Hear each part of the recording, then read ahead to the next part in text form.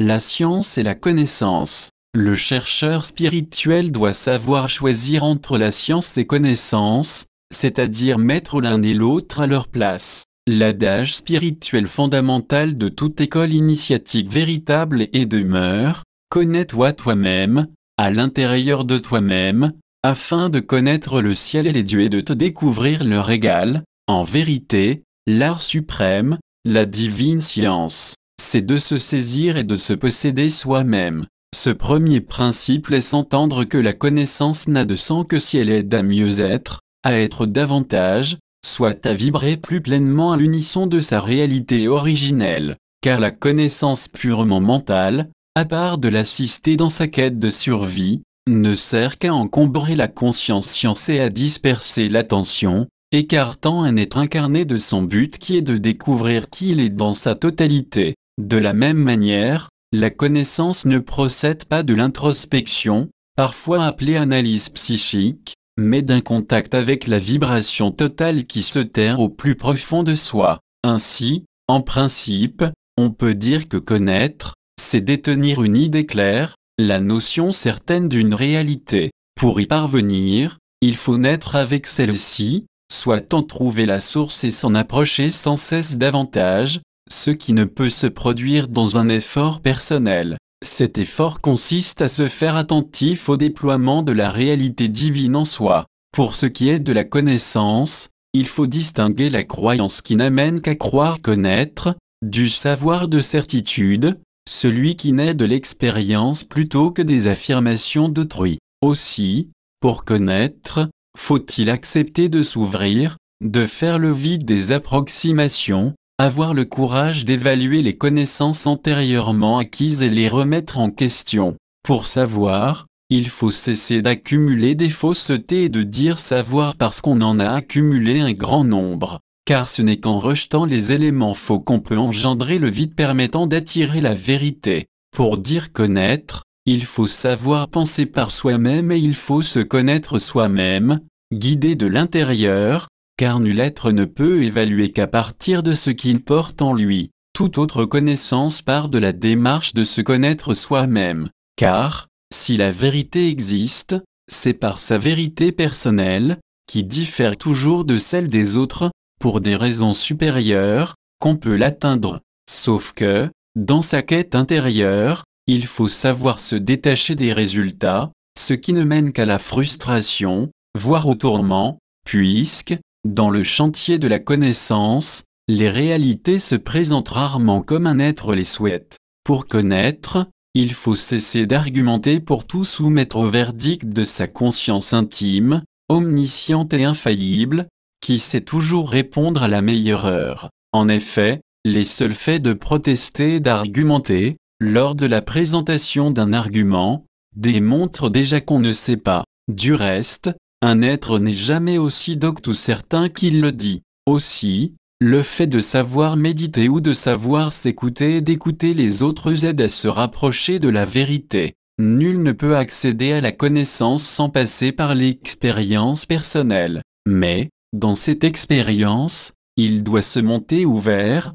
réceptif, disponible à apprendre, plutôt que de se buter dans ses fausses certitudes. Il faut encore faire preuve de souplesse puisque, au niveau des contingences, tout est relatif, appelé à changer, à se modifier, à s'accroître. Par l'histoire humaine, n'a-t-on pas compris que la vérité d'hier devient souvent la demi-vérité d'aujourd'hui et l'hérésie de demain? La véritable connaissance ne découle pas d'une démarche intellectuelle. Aussi, pour connaître, faut-il démasquer les prétentions de l'intellect, cet instrument rigide, froid, logique, rationnel, présomptueux, au service de l'ego. Pour connaître, il faut s'ouvrir à la vibration intérieure, soit à l'intuition. À défaut de s'intérioriser, un être ne peut que se former des idées mécaniques, stéréotypées, conditionnées, programmées. De ce fait, pour vraiment connaître,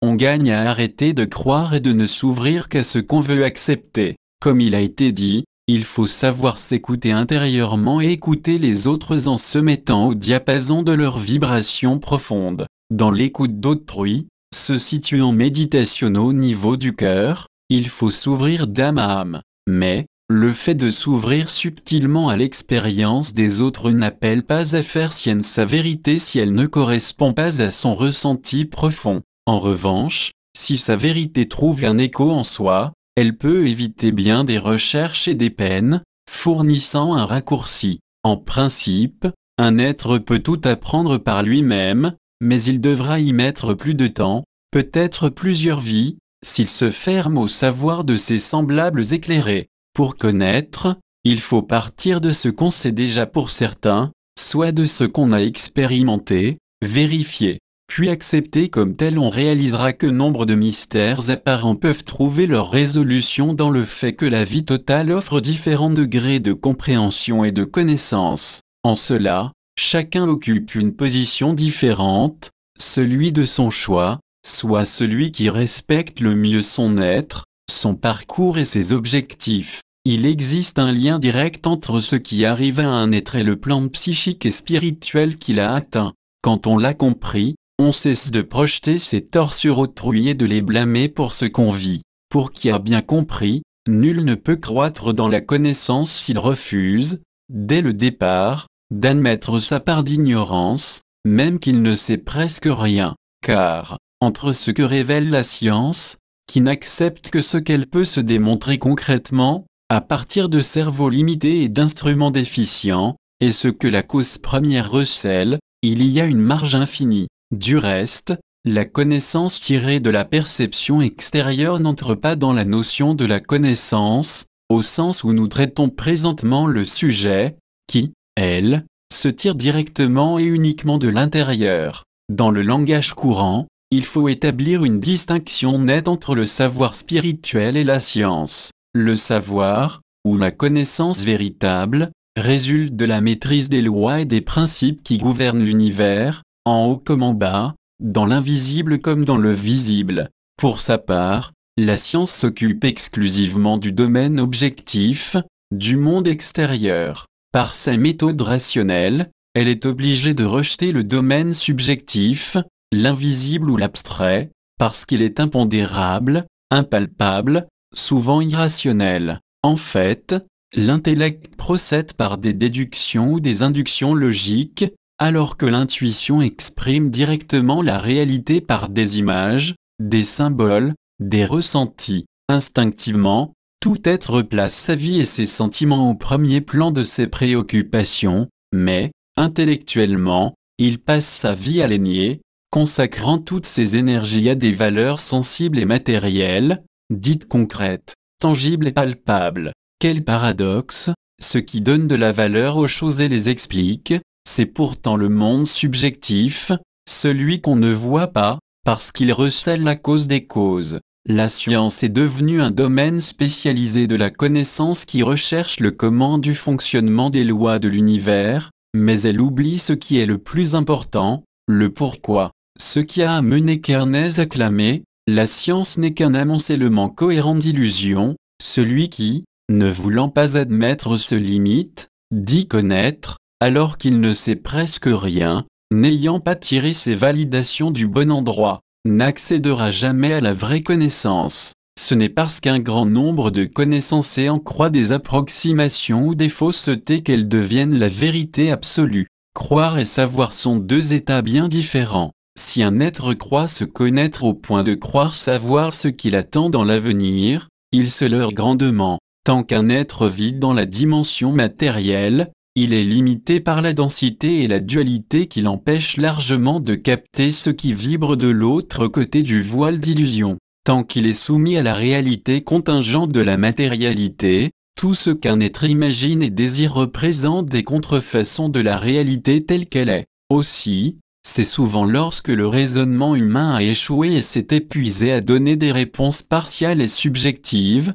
que, à travers un être, la véritable réponse peut surgir de l'intérieur, s'imposant à sa conscience, comme pour tourner son entendement humain en dérision. Mais cette désillusion peut lui apprendre à abandonner les solutions et les réponses toutes faites pour s'ouvrir à l'imprévu, en acceptant des idées neuves, surgies d'il ne sait où, ce qui laisse entendre que, pour savoir, l'être humain a moins de choses à apprendre qu'à désapprendre. Et lorsqu'il aura éliminé toutes ses présomptions, il découvrira la vérité éternellement radieuse et jaillissante de son être. Des citations qui corroborent. Faisons maintenant place à de grands sages et à de grands penseurs, qui ont précédé sur le sentier de la connaissance ou de la sagesse, pour savoir ce qu'ils disent de la connaissance. L'un d'eux a dit, dans ton expérience spirituelle, les foules pourront faire attention à ce que tu feras, mais elles porteront peu d'attention à ce que tu diras.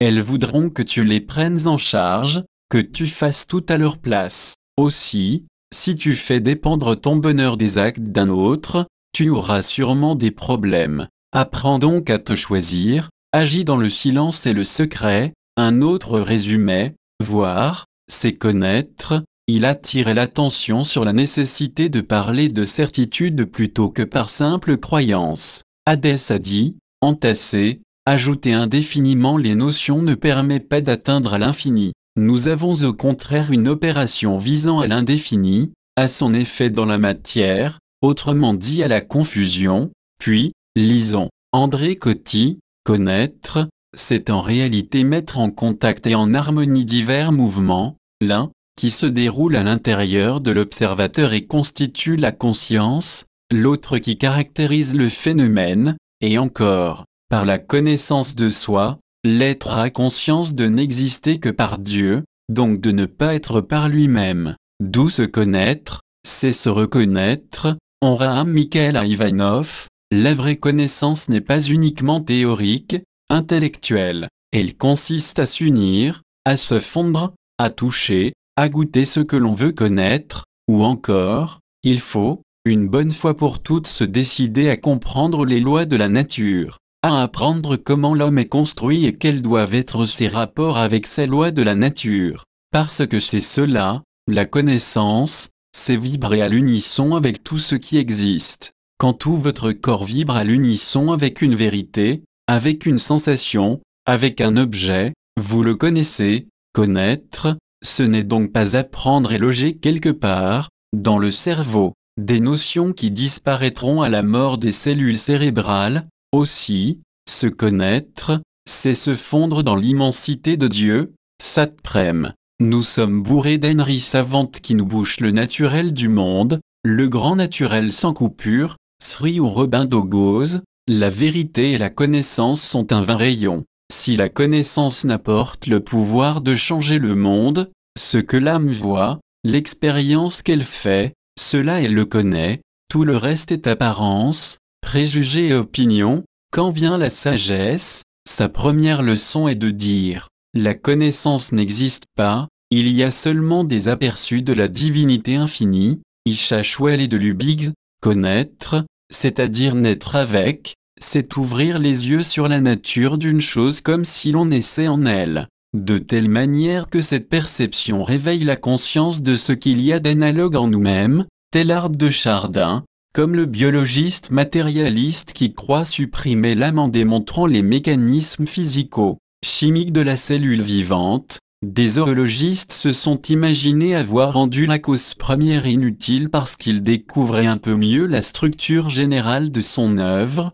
Frépel a dit, en se marrant, ceux qui savent peu ne doutent de rien et se croient aptes à tout. La vraie science, au contraire, a pour compagne l'humilité, parce qu'elle mesure son étendue non à ce qu'elle sait, mais à ce qu'elle ignore. Lanza del Vasto, ce n'est pas une petite affaire de savoir les sciences, ni une science, ni la moitié de la moitié d'une. S'il les fallait apprendre toutes pour comprendre quelque chose au monde, on passerait sa vie à étudier et à ne rien comprendre. Mais il paraît maintenant que c'est vain et cela nous soulage beaucoup. Il paraît que, pour avoir la vérité derrière, suffit de se connaître, et il a encore dit, donc, toute connaissance d'autre chose commence par la connaissance de soi et ne va jamais plus profond que cette connaissance. Aussi, si tu ne sais rien de toi-même, tu ne sais rien de rien ni de personne, car c'est par toi seul que tu connais autre chose.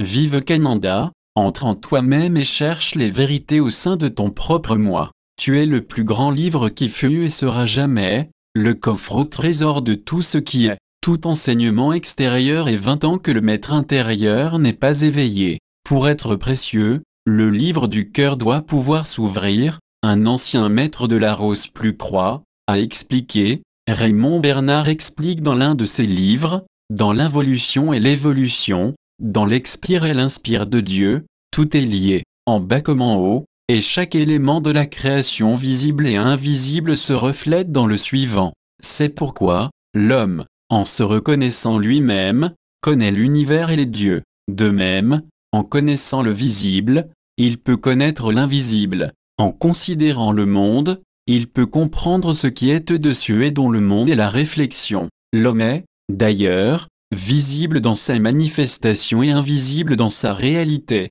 Il lui est donc possible d'être conscient, soit dans son corps, soit dans son état réel, et s'il apprend, comme le fait les mystiques, à devenir conscient dans sa réalité, il connaît, alors, le monde invisible dont il n'a généralement conscience qu'après sa mort. La rupture existant pour lui, entre le visible et l'invisible, est artificielle. Elle est due à son habitude de maintenir sa conscience au niveau de ce qui est perçu par les sens. Cela ne l'empêche pas, dans son intégralité, d'être aussi bien ici qu'au-delà. Le monde invisible est, par conséquent, formé de tout ce qui a émané de Dieu et, à quelque stade que ce soit, a gardé la conscience divine, les anges, par exemple, ou a pris conscience d'une manière ou de l'autre, ou est en cours de prendre conscience, comme les personnalités animiques incarnées ou désincarnées. Il ajoutait plus loin, de plus,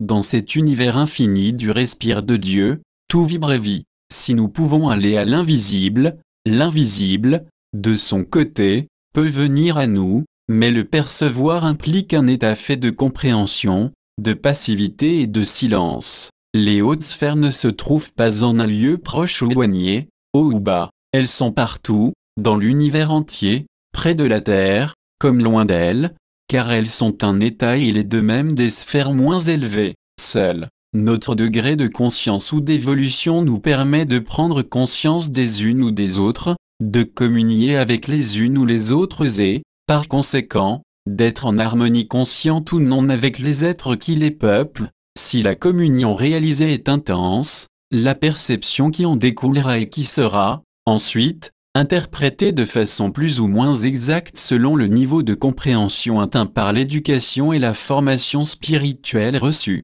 sera très vive et enrichissante par la connaissance recueillie. Copyright 2012 à 16, Bertrand Duhem, Durgananda. Tout droit réservé, toute reproduction strictement interdite pour tous les pays du monde. Publié sur www.l'archedegloire.com. Merci de nous visiter sur https://www.facebook.com/bertrand.duhem